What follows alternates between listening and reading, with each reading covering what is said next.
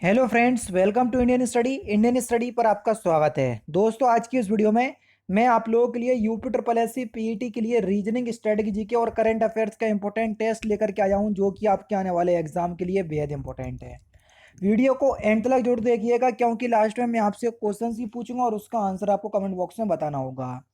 साथ ही साथ इस वीडियो की पीडीएफ डिस्क्रिप्शन में टेलीग्राम चैनल का लिंक दिया हुआ है, वहां से आप प्राप्त भी कर सकते हैं।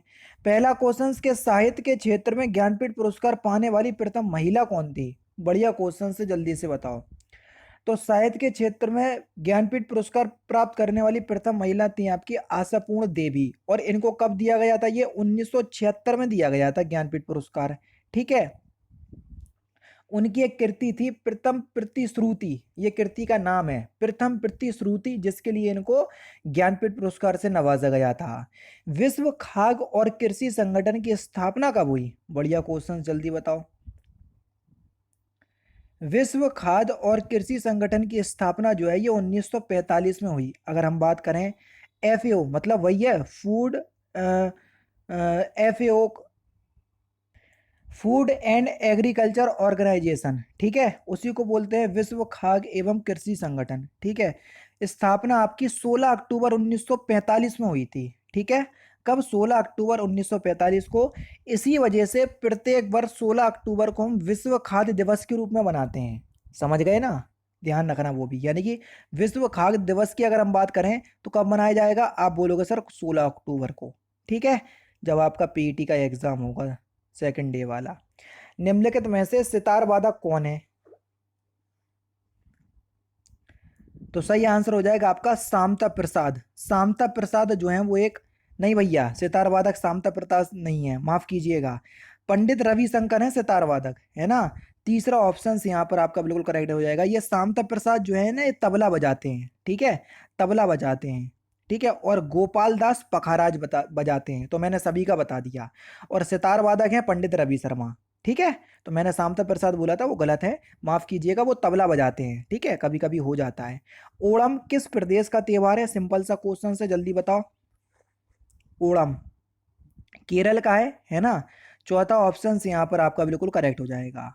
नेक्स्ट क्वेश्चन से आपका, ये केरल का लोकप्रिय पर्व है ओणम, है ना। सितंबर माह के पहले पखवाड़े में मनाया जाता है ये। और यह राज्य का कृषि पर्व कहलाता है ओणम। ठीक है। दीपा कर्माकर किस खेल से संबंधित है? बढ़िया क्वेश्चन, जल्दी से बताओ। दीपा कर्माकर, तो ये जिम्नास्टिक्स से संबंधित है। दूसरा ऑप्शन यहाँ पर आपका बिल्कुल करेक्ट हो जाएगा। वन स्ट्रो रेवोल्यूशन लिखा था किसने? तो ये मासानोबू फुकुओका ने लिखा था। पहला ऑप्शन करेक्ट। विश्व गौरैया दिवस कब मनाया जाता है? बढ़िया क्वेश्चन।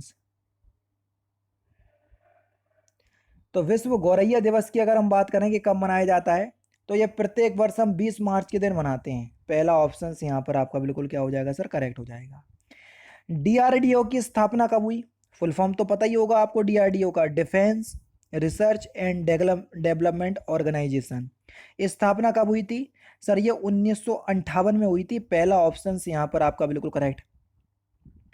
भारतीय पेट्रोलियम संस्थान स्थित है कहाँ पर? बढ़िया क्वेश्चन, जल्दी बताओ। तो भारतीय पेट्रोलियम संस्थान की अगर हम बात करें तो ये कहाँ पर? देहरादून में स्थित है। स्थापना 1960 में हुई थी। ठीक है। कब? 1960 में। नेक्स्ट क्वेश्चन के निम्नलिखित में से किस देश में भोजपुरी को संवैधानिक मान्यता प्रदान की गई? बात चल रही है 22 भाषाओं में से 23वीं भाषा इसको शामिल करने की, भोजपुरी की, लेकिन अभी हुई नहीं है। लेकिन किस देश में मान्यता दी गई? तो ये मॉरिशस में दी गई। चौथा ऑप्शन यहाँ पर आपका बिल्कुल करेक्ट हो जाएगा। 26 जनवरी 1989 को सप्ताह का कौन सा दिन होगा? अब देखो यहाँ पर तो सीधी सी बात है, आपको वर्ष से पता होना चाहिए। 1600 और 2000 में से किसका कोड होएगा? ये 1600 का होगा। 1600 का कोड होता है 2। फिर हो जाएगा आपका 300, और 300 का कोड कितना होता है? आप बोलोगे सर 1। तो 1800 तक पहुंच गए। अब 88 वर्ष तक और जाएंगे। 88 वर्ष में आप विषम दिन की संख्या निकालोगे तो कितनी आएगी? 5 आएगी। ठीक है। 83 तक 5 आएगी 88 वर्ष तक विषम दिनों की संख्या, ठीक है। और फिर 26 जनवरी की बात हो रही, तो 26 जनवरी में विषम दिनों की संख्या कितनी होगी, तो भी 5 आएगी। सबको जोड़ोगे तो 5 5 10 और 1 11, ठीक है। अब 11 को 7 से डिवाइड कर देंगे तो विषम दिनों की संख्या कितनी आ जाएगी, 4। और 4 का मतलब क्या होता है, आप बोलोगे सर गुरुवार, तो ये गुरुवार हो जाएगा, चौथा ऑप्शन करेक्ट, ठीक है। अब कोड आपको याद होना चाहिए। अब मैं यहाँ पर समझाने बैठा तो वीडियो तो लंबी हो जाएगी, तो एक वीडियो देख लेना, बहुत सारी वीडियो आपको पता चल जाएंगी, ठीक है, या मिल जाएंगी। नेक्स्ट क्वेश्चन से आपका क्या, राम एक बिंदु से, ठीक है, एक बिंदु ए से 5 किलोमीटर पूर्व की ओर चलता है। देखो ये कोई बिंदु है ए, यहाँ से 5 किलोमीटर चलता है, ये 5 किलोमीटर चला पूर्व की ओर, ठीक है भैया, चल गया। वो जो कह रहा है वहां से बाएं मुड़ा और 10 किलोमीटर, ये बाएं मुड़ा और 10 किलोमीटर चला, ठीक है, 10 किलोमीटर चल गया। वह फिर वहां से बाएं मुड़ता है और 2 किलोमीटर, देखो ये 2 किलोमीटर चल रहा है यहाँ से बाएं मुड़ के, ठीक है, 2 किलोमीटर चला दिया। चलकर मुड़ने से पहले सी बिंदु पर पहुंचता है, ठीक है, सी बिंदु पर पहुंचता है मुड़ने से पहले, यानी कि ये वाला बिंदु सी है, ठीक है, आगे बढ़ रहा है। फिर वह 4 किलोमीटर चलता है और डी बिंदु पर पहुंचता है। फिर वह 4 किलोमीटर चलता है और डी बिंदु पर, अच्छा, चल दाएं मुड़ने से पहले, यानी कि दाएं मुड़ने से पहले ये सी बिंदु है, इसके बाद वो 4 किलोमीटर दाएं मुड़ेगा और फिर 4 किलोमीटर चलेगा, तो ये डी बिंदु पर पहुंच गया, ठीक है भैया, पहुंच गया। अगर डी बिंदु पर पहुंच गया, ठीक है भैया। वो जो कह रहा है अगर ई डी और सी के बीच में है, देखो ई बिंदु डी और सी के बीच में है, यहाँ पर ई बीच में है, ठीक है, जब बीच में होगा तो जाहिर सी बात है, जब ये 4 किलोमीटर होगा तो सी और ई की बीच की दूरी 2 किलोमीटर होगी, ठीक है भैया। तो मुझे कह रहा है ए से ई तक तय की गई दूरी कितनी होगी, ए से ई तक, अब देखना 10 जे हो गई और 2 जे हो गई, तो टोटल कितनी हो जाएगी, जल्दी बताओ। अच्छा कुल दूरी बताना है तो देखना फिर कुल दूरी जोड़ेंगे कैसे, देखो 5 और 10 15, 15 और 2 17, 17 और ये 2 तो हो जाएगी 19, समझ गए। कुल दूरी आपसे पूछी है कि कुल दूरी कितनी होगी, तो टोटल 19 किलोमीटर की दूरी होगी, ठीक है। तो यहाँ पर चौथा ऑप्शन करेक्ट हो जाएगा। हाँ ये पूछते कि ए और ई के बीच की दूरी कितनी है, तो 10 और 2 12 ही होती केवल, समझ गए। तो थोड़ा लैंग्वेज में डिफरेंस है, नहीं तो आप सोचो, ठीक है, आगे बढ़ रहा है।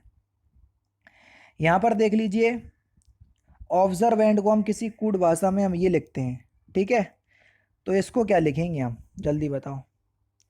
अब देखना यहाँ से आप आगे के 4 अक्षरों को उठाओ, उठा लिया सर, कोई दिक्कत नहीं है, आगे के 4 अक्षरों को। अब देखा यहाँ से 4 अक्षरों को देखो, ठीक है। अब देखना ओ 15वें स्थान पर आता है और पी आपका कौन से स्थान पर आता है, यहाँ सॉरी एन एन एन 14वें स्थान पर आता है, यानी कि 1 माइनस हो रहा। बी देखो दूसरे स्थान पर आता है, ए पहले स्थान पर आता है, फिर 1 माइनस हो रहा। एस देखो 18वें स्थान पर आता है, आर कौन से स्थान पर आता है, 17, ठीक है, तो 1 माइनस हो रहा, ठीक है। नहीं एस 19वें स्थान पर आता, आर 18वें स्थान पर आता, ई 5वें स्थान पर, डी चौथे स्थान पर, यानी कि 1 माइनस हो रहा क्रॉस में। अब देखो शुरू के 4 अक्षरों को उठाया, जी सर उठा लिया। अब आप बोलोगे सर ये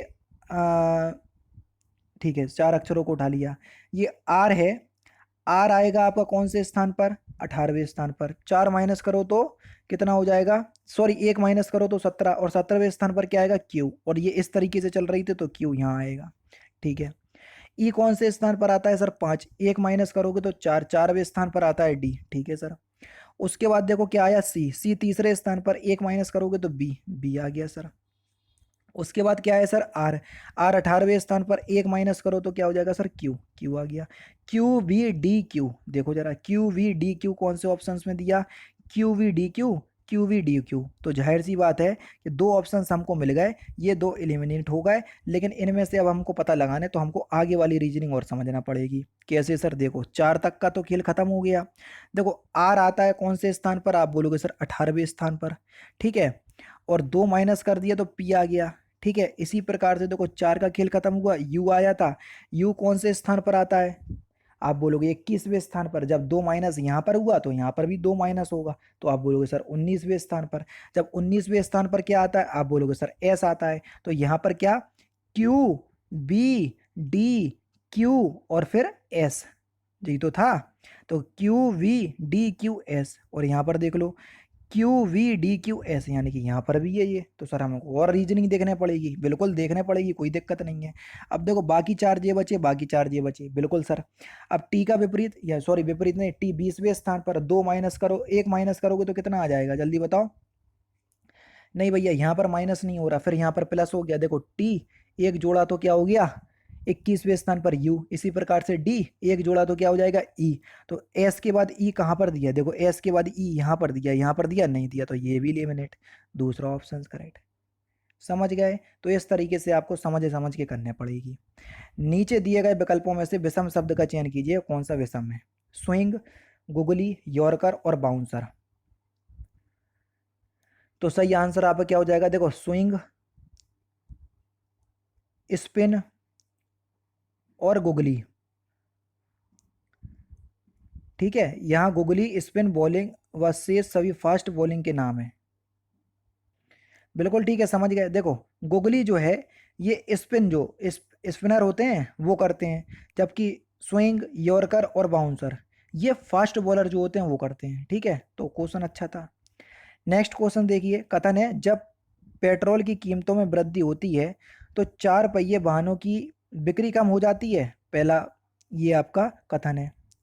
दूसरा है कि कारों, सॉरी माफ़ कीजिएगा, दूसरा है आपका कारों की बिक्री बढ़ गई है, ये आपका दूसरा कथन है। पहला है कि पेट्रोल की कीमतें कम हो गई हैं। निष्कर्ष मुझे कह रहा है जब पेट्रोल की कीमतों में वृद्धि होती है तो चार पहिए वाहनों की बिक्री जो है वो कम हो जाती है।